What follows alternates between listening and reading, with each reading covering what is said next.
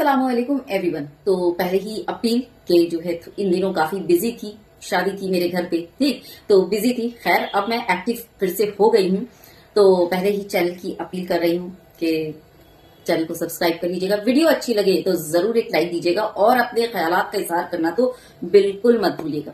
Share भी कर दीजिएगा साथ साथ, क्योंकि एक आई ओपनर वीडियो है। जी हाँ, तो आपको अगर लगता है कि आपका धर्म खतरे में है तो ऐसा बिल्कुल भी नहीं है। आपका धर्म खतरे में नहीं है, बल्कि आपके बच्चों का जो फ्यूचर है ना वो खतरे में है। अब आप पूछेंगे कि वो कैसे, तो आइए फैक्ट और प्रूफ के साथ आपको समझाते हैं। पूरे देश भर के 50,000 से ज्यादा स्कूल बंद हो गए और ये कब हुआ? ये हुआ 2018 से 2020 के बीच। उसके बाद नवंबर 2024 में खबर ये आती है कि उत्तर प्रदेश के तकरीबन 27,000 से ज्यादा स्कूल को बंद कर दिया गया है। समझ रहे हैं, 27,000 से ज्यादा स्कूलों को बंद कर दिया गया है। और अब पता ये चलता है कि पूरे देश भर में 11 लाख से ज्यादा बच्चे तो स्कूल ही नहीं जाते। समझ रहे हैं, 11 लाख से ज्यादा बच्चे स्कूल नहीं जाते। और ताज्जुब की बात ये कि 11 लाख में से 7 लाख बच्चे जो हैं वो सिर्फ और सिर्फ उत्तर प्रदेश से हैं। एक बड़ी मेजॉरिटी, मतलब जिसको बोलेंगे कि 11 लाख में से 7 लाख बच्चे सिर्फ उत्तर प्रदेश से हैं। समझ रहे हैं ना, क्यों उत्तर प्रदेश में जो है इतने तमाशे आए दिन सामने आते रहते हैं। भाई एजुकेशन नहीं रहेगा तो लोग तो इसी तरह की हरकत करेंगे ना। आए दिन छिनताई, लूटपाट और पता नहीं हजारों तरह की जो है अनभक्ति और क्या बोलूं विवाद से भरा काफी रिपोर्ट्स वगैरह आते हैं। आप लोग सोशल मीडिया में एक्टिव हैं तो देखते ही होंगे। हर आए दिन एक उत्तर प्रदेश का कोई ना कोई स्कैंडल सबके सामने आता ही है। तो भाई जहां एजुकेशन ही नहीं होगी, जहां बच्चे स्कूल ही नहीं जाते, वहां तो ये हालात पैदा होना, मतलब वो क्या बोलूं। खैर आगे बढ़ते हैं। अब आप सोच कर देखिए, देश को चलाने वाले जो नेता हैं, चुनाव जीतने के लिए आपके पास जो है आते हैं, आपसे वोट मांगते हैं और चुनाव प्रचार में करोड़ों रुपए खर्च कर देते हैं बैनर्स, पोस्टर्स वगैरह में, और घर घर जाकर प्रचार प्रसार करने और आपसे वोट मांगते हैं। करोड़ों रुपए इनके खर्च हो जाते हैं पोस्टर्स में, बैनर्स में, रैलीज वगैरह में। मगर अफसोस है कि हमारे देश में एजुकेशन के लिए कोई जागरूकता, कोई अवेयरनेस के लिए कोई भी प्रमोशन या कोई भी प्रोग्राम आयद नहीं किया जाता। अगर एजुकेशन को लेकर कोई अवेयरनेस प्रोग्राम या जलसा जुलूस वगैरह होते तो शायद जो है लोग जागरूक होते, एजुकेशन को लेकर उसकी अहमियत को समझते। और आपको बता दूं कि इसमें ज्यादातर गरीब और निचले तबके के लोग ही आते हैं जिसके बच्चे स्कूल नहीं जा पा रहे हैं। तो ये हाल है। और हमारा क्या हाल है? हमारा ये हाल है कि हम इन नेताओं के बहकावे में आकर क्या कर रहे हैं? सिर्फ मंदिर मस्जिद और हिंदू मुस्लिम, और इस मस्जिद के नीचे मंदिर, उस मस्जिद के नीचे मंदिर, वो मजार, फलाना धमाका और पता नहीं ब्ला ब्ला ब्ला।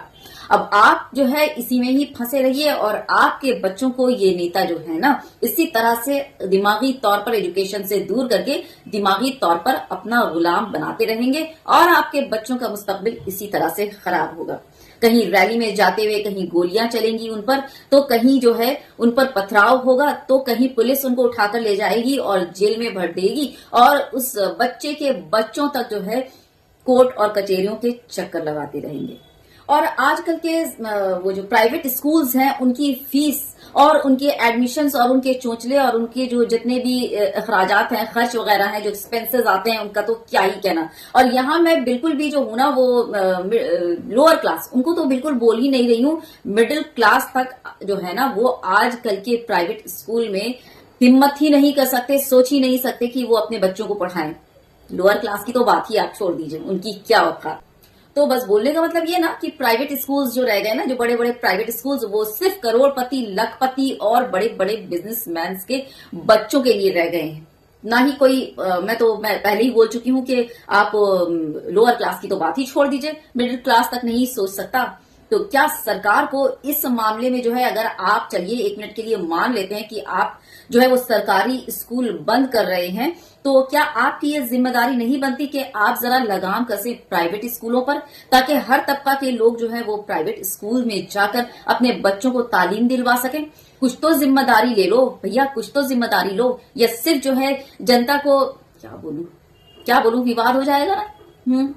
तो गुजारिश है सरकारों से, जितनी बड़ी बड़ी जो सरकार है, और ये मैं सिर्फ उत्तर प्रदेश के लिए बोल रही हूँ, ऐसा नहीं है, कोलकाता के लिए, वेस्ट बंगाल की और जितने भी हैं और भी सारे स्टेट्स, उड़ीसा, मतलब जितने भी है सबके लिए बोल रही हूँ। हाँ, अगर थोड़ी बहुत एजुकेशन की कहीं सहूलत हुई है तो केजरीवाल ने कहीं थोड़ी बहुत एजुकेशन के मामले में काम किया है, लेकिन बाकी सारे स्टेट्स का हाल यही है। प्राइवेट स्कूल्स की फीस तो मैं क्या ही बोलूं कि जो गार्जियंस अपने बच्चों का ऑलरेडी एडमिशन करवा चुके हैं वो इस कदर झेल रहे हैं, क्योंकि बीच में बच्चों को निकाल नहीं सकते, और जिन्होंने एडमिशन नहीं किया है वो तो सोच भी नहीं सकते कि प्राइवेट स्कूल में जो है वो एडमिशन करवा लें। तो सरकार जब स्कूल बंद कर रही है ना, तो आपकी जिम्मेदारी भी बनती है कि जरा आप प्राइवेट स्कूल्स की फीस पर नजर कर लें और एडमिशन्स पर ध्यान दे दें, और ये कोशिश करें कि हर तबका और हर क्लास के लोग जो है ना वो प्राइवेट स्कूल में अपने बच्चों को डाल सकें। इतना तो कर ही सकते हैं, है ना। बड़े अफसोस की बात है कि हमारे देश के लोगों ने कभी भी इस टॉपिक पर कोई भी जो है वो मसला नहीं उठाया, अपनी आवाज नहीं उठाई। अरे कम से कम अपने बच्चों की तो फिक्र कर लिए होते। बड़े अफसोस की बात है। अरे नेता लोग अगर कर रहे हैं, सरकारें अगर कर रही हैं, सरकार कब किसी की हुई है? इतनी सरकारें आई और गई हैं, किसी ने भी जनता की ढंग से जो भलाई के बारे में या मुल्क की फलाह बहबूदी के बारे में सोचा हो? किसी ने भी नहीं सोचा। सब आए, अपना जेब गरम किए, अपने लिए जो है राहें वो हमवार की और उसके बाद चलते बने। किसी ने भी अवाम के बारे में, जनता के बारे में किसी सरकार या किसी नेता ने भी नहीं सोचा। तो ये सरकार और नेता की हमारे बारे में सोचने की वो नहीं, जिम्मेदारी नहीं बनती है। ये हमारी खुद की जिम्मेदारी बनती है अपने बच्चों के लिए, कि हम अपने बच्चों का फ्यूचर देखें और अपने बच्चों की अच्छे फ्यूचर के लिए, अच्छी तालीम के लिए आवाज उठाएं। जब हम ही खामोश रहेंगे तो सरकार घंटा कुछ करेगी, इतना कुछ बोलने के बावजूद तो नहीं करती। महंगाई के खिलाफ इतनी आवाजें उठी, वो नहीं करती। रेपिस्ट इतने आते हैं, उनके लिए कोई जो है वो नहीं होता, कुछ भी तो नहीं होता। तो आपको क्या लगता है आप यूं ही खामोश रहेंगे और एजुकेशन के मामले में सरकार आपकी राहें हमवार कर देंगी?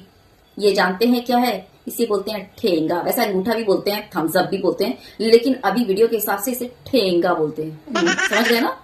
बड़े अफसोस की बात है कि हमारे देश के लोगों ने धर्म का चश्मा इस कदर अपनी आंखों में चढ़ा दिया है कि पूरे तरीके से इस चक्कर में अंधे हो बैठे हैं।